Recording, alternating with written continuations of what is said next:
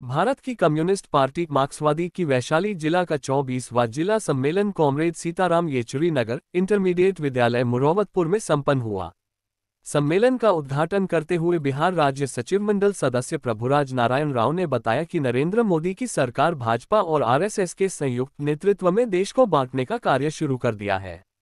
चारों तरफ नफरत का बीज बोया जा रहा है, सांप्रदायिकता को हवा दिया जा रहा है और जब खुद देश का प्रधानमंत्री बोलता है कि एक रहोगे तो सेफ रहोगे, जब मुख्यमंत्री योगी बोलता है कि बटोगे तो कटोगे, जब केंद्रीय मंत्री गिरिराज सिंह बिहार में हिंदू स्वाभिमान यात्रा निकालता है और भड़काऊ भाषण देता है, जब अररिया का सांसद प्रदीप सिंह अररिया में रहना है तो हिंदू बनकर रहना होगा, जैसा सांप्रदायिक उन्माद फैलाता है, तो फिर इस देश की मोदी सरकार और बिहार की डबल इंजन की सरकार के देश तोड़ने की नीतियों के खिलाफ पार्टी सड़कों पर उतरेगी। उन्होंने कहा कि देश के किसान आत्महत्या कर रहे हैं।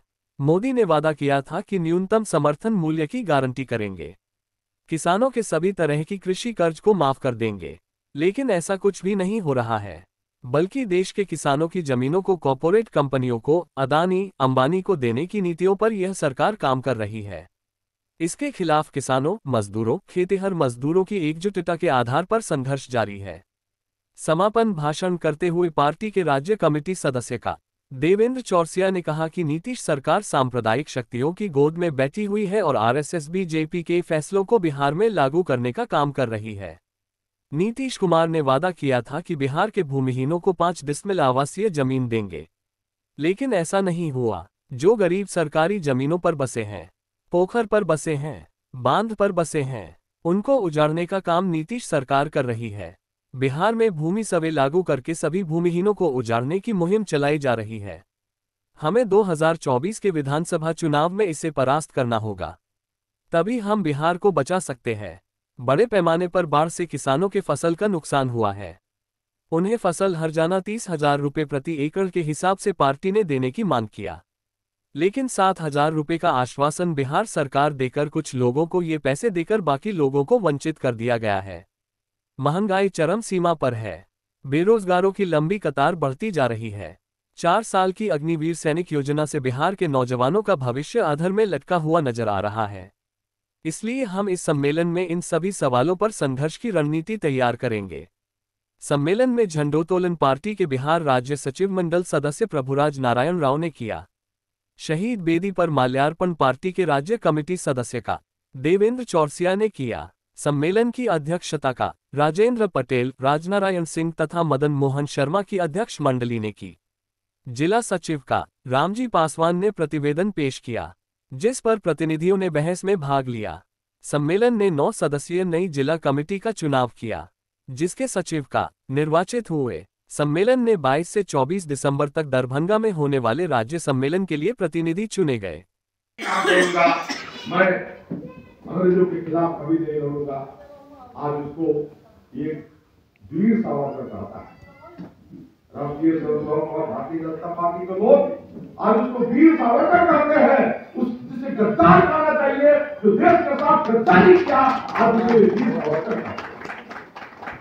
समझना पड़ेगा इस चीज, क्योंकि जब पूछा जाता है हिंदू राष्ट्र की बात करने वाले भारतीय जनता पार्टी, अरे नरेंद्र मोदी तुम बताओ तुम्हारा विरासत क्या है? आजादी की लड़ाई में अंग्रेजों के साझेदारी तुमने किया है, एक कतरा खून तक इस देश की आजादी के लिए नहीं किया है, और आज तुम हिंदू राष्ट्र की बात कर रहे हो। ये समझना पड़ेगा। इसीलिए साथियों, आज का जो माहौल है इस देश का, इसके खिलाफ कौन लड़े? सबसे बड़ा शत्रु राष्ट्रीय स्वयंसेवक संघ का और भारतीय जनता पार्टी का अगर कोई है तो कम्युनिस्ट लोग, क्योंकि वो जानता है कि ये कम्युनिस्ट लोग दबने वाले नहीं, ये अपने विचारों और अपने असूलों के प्रति प्रतिबद्ध लोग हैं। ये हमारी सांप्रदायिक ताकतों को परास्त करने वाले लोग हैं। इतिहास इस बात की साक्षी है, जब हिटलर लड़ाकर रूस के खिलाफ कॉमरेड स्टालिन ने जब उस पर हमला किया तो भागकर अपने पेट्रोल छिड़कर आग लगाकर जल गया। उसको बचाने वाला कोई नहीं मिला था। लाल झंडे से लड़ा कोई और कुछ काम नहीं। इसलिए हमसे लगातार वो खौफ खाए रहते हैं और सबसे बड़ा शत्रु वो हमको मानते हैं, हम भी मानते हैं कि हमारी संस्कृति, हमारी सभ्यता, हमारे देश की एकता, हमारे देश की अखंडता, हमारा भाईचारा, हम मजदूर वर्ग की एकता, इस सबको खंड खंड करने का जो मुहिम चलाता है, सांप्रदायिकता का माहौल खड़ा करता है, धर्म के नाम पर लोगों को डराता है, तो हमारा बहुत बड़ा शत्रु है और हम उसको परास्त करने की किसी भी हद तक गुजर जाएंगे, लेकिन उसको बंद नहीं करेंगे, परास्त नहीं करेंगे। ये आज का दौर है। हमारा कर्तव्य बढ़ जाता है, हमारी जिम्मेदारियां बढ़ जाती है आज कि हम आगे बढ़कर उसका मुकाबला करें। ऐसी स्थिति में हमारा यह सम्मेलन चल रहा है। ये नीतीश कुमार जी, एक इनका तो पैदाइश है समाजवादी विचार से, आज गद्दी की लालच किस मुकाम पर पहुंचा दिया। अगर समाजवादी विचार थोड़ी भी रगों में रहती, अरे इसको तो नरेंद्र मोदी ने पिछले दिनों पटने मुजफ्फरपुर में कहा था कि इसका डीएनए खड़ा हो गया, यानी कि अपने बाप का औलाद नहीं है। ये बात नरेंद्र मोदी ने मुजफ्फरपुर में कहा था नीतीश कुमार के लिए, इसका डीएनए खड़ा हो गया। जल्दी उसके साथ सफल हुआ, सत्ता की लालच इस मुकाम पर पहुंचा देती है। अगर ये बकवास कर देता तो आज देश की हालात ये नहीं। इसलिए ऐसे लोगों से भी सतर्क रहने की जरूरत है।